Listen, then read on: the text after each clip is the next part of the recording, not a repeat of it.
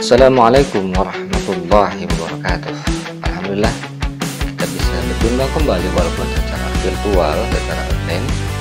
Kesempatan ini masih kita bicara tentang sejarah kebudayaan Islam. Kita akan belajar bersama dan sama-sama belajar. Kita harus semangat dalam belajar sejarah supaya kita bisa cerdas belajar dari sejarah. Di kesempatan ini kita akan belajar tentang sejarah Nabi Muhammad SAW di Madinah. Ini bagian yang pertama ya. Tentu nanti ada bagian kedua, ketiga, dan seterusnya materi-materi lanjutannya.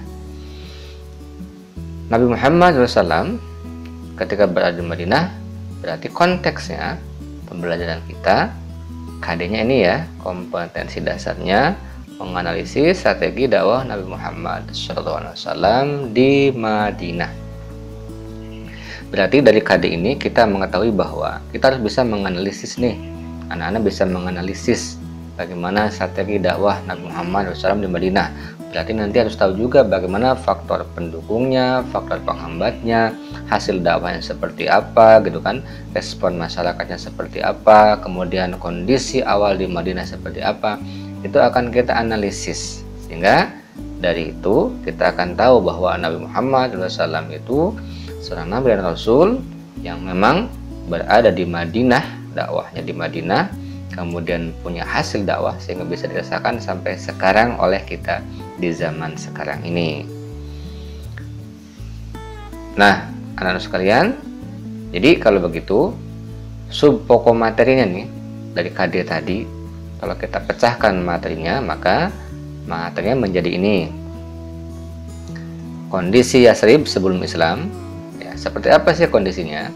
Kemudian hijrah Nabi Muhammad SAW dari Makkah tentu ke Yasrib atau ke Madinah, kita juga akan jelaskan. Kemudian strategi dakwah Nabi Muhammad SAW di Madinah seperti apa? Kemudian respon masyarakatnya seperti apa? Nah, kemudian nanti ada peristiwa-peristiwa besar yang harus kita analisis juga ya, sampai menjelang wafatnya Nabi Muhammad SAW. Nah, untuk yang pertama ya, kondisi Yasrib sebelum Islam. Cakupan materi ini adalah bagaimana kondisi kepercayaannya, sosialnya, ekonominya, dan juga politiknya. Jadi ini kita petakan materi dulu supaya kita ketika mengetahui atau akan menganalisis strategi dakwah Nabi Muhammad di Madinah, itu kita sudah tahu pemetaan materinya ya. Yang pertama tentang kondisi Yasrib ini, kepercayaan, sosial, ekonomi, politik.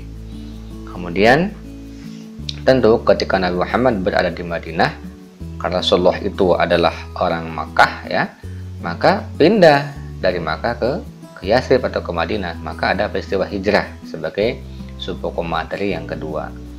Nanti dalam hal ini kita jelaskan hijrah secara makaniyah seperti apa dan hijrah secara ma'nawiyah seperti apa, termasuk peristiwa penting dalam hijrah Nabi Muhammad SAW ya.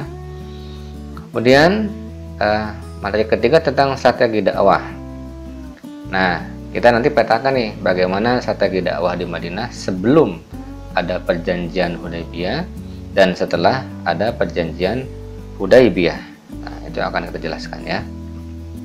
Kemudian respon masyarakatnya seperti apa?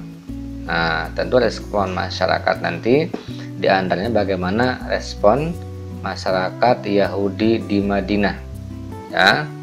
Nanti juga kita akan mengenal di sini tentang perjuangan para sahabat ya di dalam perang Badar, perang Uhud, perang Khandaq dan seterusnya.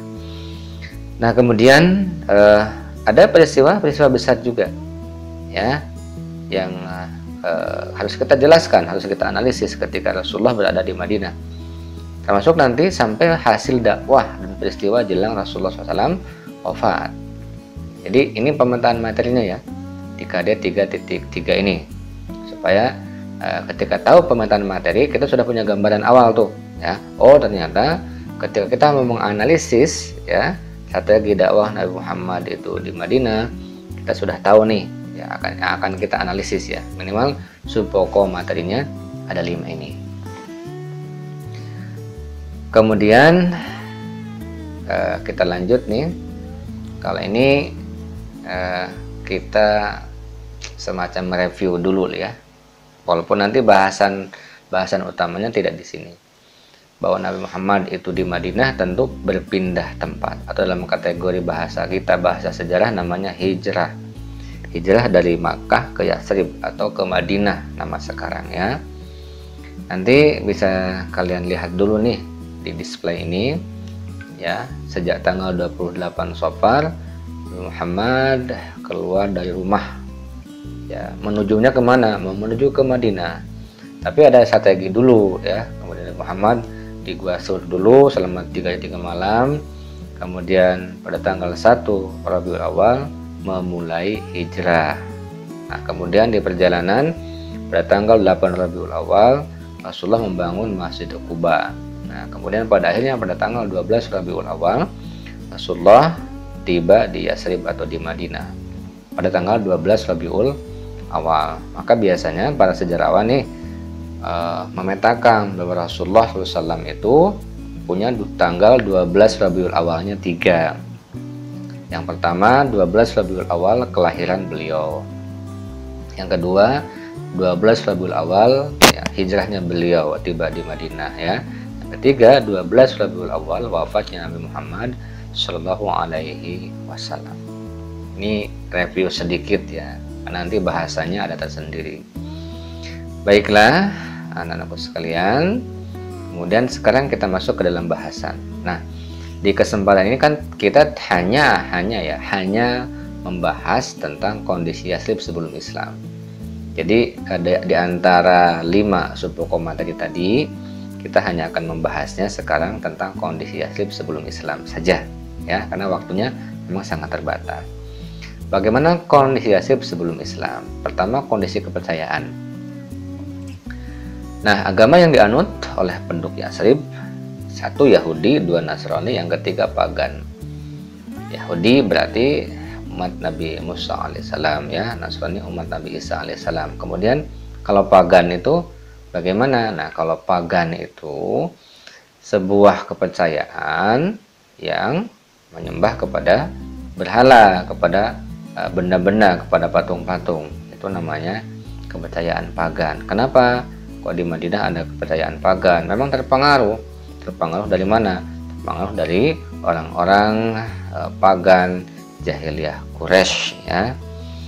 Nah, kemudian mayoritas penduduknya memeluk agama Yahudi, karena memang di Yatsrib itu yang menguasai juga suku-suku Yahudi ya. Nanti kita jelaskan di kondisi sosialnya. Nah, kemudian penduduk kota Yatsrib ya, selain memeluk agama Yahudi dan Nasrani, nah, ini sudah dijelaskan tadi di awal ya. Ini sebagian mengikuti keyakinan orang kafir Quraisy Mekah, maka disebut dengan kepercayaan paganisme ya, menyembah berhala, patung-patung, benda-benda seperti itu. Kita lanjut dulu sebelum nanti berinteraksi ya. Sekarang kondisi Yatsrib sebelum Islam dalam aspek sosialnya. Nah, kelompok yang pertama kali mendiami Yatsrib adalah suku Amaliko. Tapi nanti golongan Yahudi berhasil menguasai mereka dan akhirnya menetap di Madinah. Jadi yang menguasai nanti setelah suku Amaliko adalah orang-orang Yahudi. Nah, secara sosial, Yatsrib punya 2 kebudayaan, yaitu kebudayaan Arab dan kebudayaan Yahudi. Jadi ini salah satu yang keunikannya di Yatsrib ya, kondisi sosial. Jadi budaya Arabnya ada, budaya Yahudi juga ada. Nah, di Yatsrib ada beberapa suku atau kabilah ya, ada kabilah Aus dan Khazraj. Ini yang besar-besar nih, kabilah Aus dan Khazraj. Kabilah Yahudinya kabilah atau suku Qainuqa ya, Bani Nadir dan Khuraizah. Dari aspek namanya perlu kita ingat ya, supaya kita bisa sebagai alat analisis nantinya. Lanjut dulu nih, sekarang kondisi Yatsrib masih sebelum Islam dalam aspek kondisi ekonominya. Nah, kota Yatsrib dikenal sebagai kota strategis karena merupakan jalur perdagangan yang menghubungkan kota Yaman di selatan dan Syria di utara. Jadi ini sebagai penghubung nih kota Yatsrib antara Yaman dan Syria, maka menjadi sebuah kota yang strategis untuk apa? Untuk melakukan jalur perdagangan. Ya, maka pantas dari aspek ekonominya nih perdagangannya subur nanti di Madinah ya, dari aspek ekonominya. Nah, kemudian Yathrib juga kota yang sangat makmur dan subur dengan pertaniannya. Nah, ini beda dengan Mekah. Kalau Mekah kan gersang ya, gurun pasir, bebatuan. Tapi di Madinah yang membedakan dari aspek geografisnya, Madinah itu kondisi alamnya bagus, subur, dan watak penduduknya sangat ramah. Ya, dan watak penduduknya tentu sangat ramah. Dan ini yang menjadi salah satu alasan Nabi Muhammad hijrah dari Makkah ke Madinah. Di Madinah juga banyak pasar ya yang mendukung kegiatan ekonomi. Di antaranya adalah pasar Bani Qainuqa. Kita lanjutkan bagaimana kondisi Yathrib sebelum Islam dalam aspek politik. Poin pertama, Yathrib itu tidak memiliki kerajaan yang mengatur kekuasaan. Nah, jadi tidak ada satu kekuasaan atau kerajaan yang mengatur di Yathrib, sehingga kekuasaan berada di tangan suku-suku yang kuat. Nah, akibatnya pantas sering terjadi peperangan antar suku, misalnya antara Aus dan Khazraj selalu berperang. Apalagi nanti ada pencampuran dukungan ya dari orang-orang Yahudi ya, yang seperti tadi dikatakan ada Bani Qainuqa, Bani Nadir, Bani Quraiza ya. Itu suku-suku Yahudi yang kuat dan juga memegang kekuatan politik di Madinah. Sehingga kalau dipisahkan atau dipetakan yang terbagi dua ya, antara Aus, Khazraj, dan juga nanti kekuasaan Yahudi di Madinah.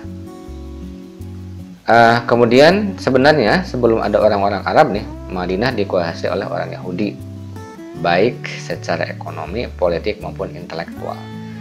Jadi ekonominya oleh Yahudi, politik kekuasaan oleh Yahudi, termasuk intelektual, pemikiran-pemikiran peradaban juga oleh orang-orang Yahudi. Kemudian kekuasaan di Yathrib diperebutkan oleh Yahudi, suku Aus dan Khazraj. Dan ini yang terus menerus, termasuk nanti suku Aus dan Khazraj itu terus berperang ya, sehingga sangat mengharapkan mereka itu kedatangan Nabi Muhammad SAW dari Makkah ke Madinah. Bahkan suku Aus dan Khazraj lah yang mengundang Nabi Muhammad untuk hijrah dari Makkah ke Madinah. Nah, anak-anak, sampai di sini dulu ya belajar sejarah kita. Ingat pesan kita, belajarlah sejarah supaya cerdas belajar dari sejarah. Ini bagian pertama ya, ketika kita menganalisis bagaimana dakwah Rasulullah SAW di Madinah. Nanti bagian kedua, ketiga, keempat, sampai kelima kita jelaskan di hari kemudian, di kesempatan yang lain. Tetap semangat untuk belajar, tetap semangat untuk berilmu, tetap semangat untuk berperadaban, karena kemajuan peradaban Islam berada di pundak-pundak kalian sebagai generasi Islam. Terima kasih. Assalamualaikum warahmatullahi wabarakatuh.